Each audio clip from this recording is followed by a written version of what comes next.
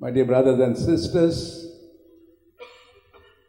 born Jesus Basilica is not a parish. We don't have any parishioners assigned to us. But the entire world is a parish because people from all over the world come here for a reason. Because we have with us the relics of St. Francis Xavier. And those of you who are here, I don't think most of us stay in Old Goa. Stay beyond Old Goa, right? And you have made a journey, maybe by car, scooter, or walking to this place. Our life is a continuous journey. We make journeys to different places for various reasons. And in the course of the liturgical year, we make a number of journeys. We have the long journey called the ordinary cycle. We have the Lenten journey, not so long. And we have this Advent journey. Last 3 weeks, we've been journeying with the Lord. Journeying, hearing about how we need to prepare ourselves for the great event. Next Sunday, 25th December, the great event. John has told us in baptism how we should prepare ourselves. Today's liturgy is something little different. It gives us some message. It speaks about St. Joseph. It speaks about Son of God, Jesus. What is his name and what does it mean? Let's reflect for a while about today's gospel. We heard about how Jesus came to be born. But to understand this passage, we need to go back into the Old Testament about some custom that we had. We heard in the Gospel passage, and you know very well, that Joseph was betrothed to Mary. And during this time of betrothal, there was no so-called relationship between the betrothed to the betrothed. They lived separately. And Joseph hears about that Mary, his betrothed, is pregnant.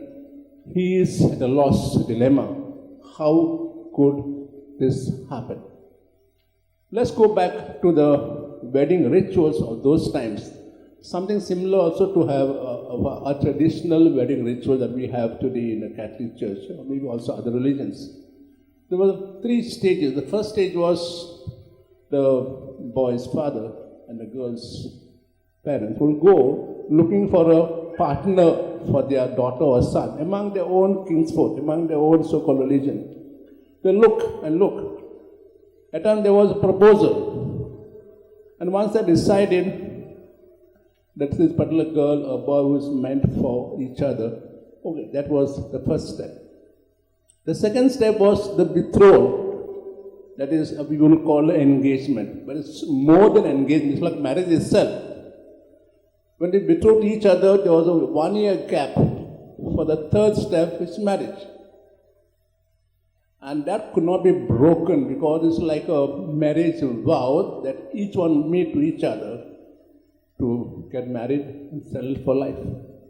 So at this time, Joseph is in a dilemma. He is betrothed to Mary.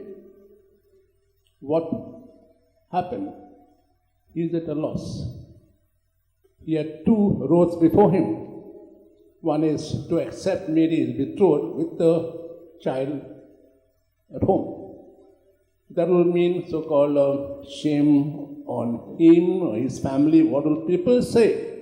He has brought the betrothed who is pregnant. Whose child she is?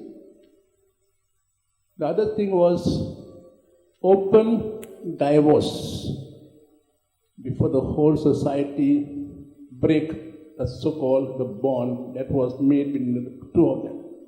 That will mean again on the side of the girl betrothed, here Mary, a shame and scandal on her and on the family. So he is in a dilemma, what is to be done? He decides after much thought. He was a just man, a holy man who kept the law, didn't want to spoil anybody's name, neither Mary's or anybody's name. He was a just man. And we heard in the Gospel passage, as he was reflecting what to do, he decides to put her away quietly. Was it possible? Was it possible to have a quiet divorce, so to say? because the soul was a public event. So at this time when he is reflecting, God intervenes. God intervenes and shows him what actually took place and whose son is Mary, whose child is Mary carrying with. The second thing that we heard about is the prophecy. What was said about this child? We heard in the first reading, God promises us a child will be born. His name will be Emmanuel. His name will be Jesus. Now, if you go into very few, I think, people are called by Jesus, right? We are a little afraid that we may be called to become a padre or whatever it is. We try to avoid giving our children the name of Jesus, but that time it was a common name. Every third, fourth person was given a name. This is a common name. It means that the child to be born will be given a common name. That means you will be born among us, the Son of God, but his name will be a common name. That means you will live among us, living a life as all of us live. The other is Emmanuel, God with us. God living with us. We don't have to go to the mountains or the hills or in the Old Testament where to meet God we had to go to high mountain and there we could meet God. Not anyone, those who are called. But Emmanuel means God is with us. He is with us, living a simple, normal life like any of us. So no need to go, so to say, to churches. He is with us. He is everywhere. He is here. He is in the temples. He is in the chapels. He is in the pilgrimage everywhere. So God is with us. So the good news is God will come and build his tent with us, build his home with us, each one of us. So this is what we are preparing for all these days. Maybe at this time we could just reflect in our own life. See, during the course of our life, we come across so many situations, we're in a dilemma. Which path to take? Sometimes we are excited, we feel like taking this path, or we feel depressed, we feel like taking this path.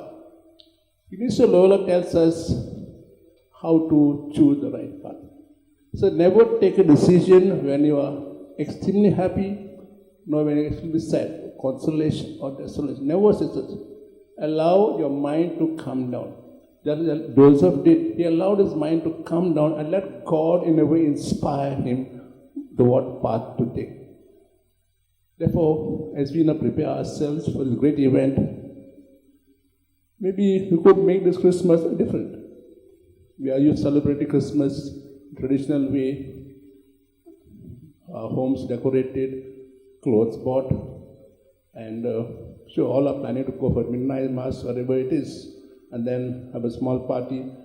There are also some dances at that same night organized. Can you make this year Christmas different?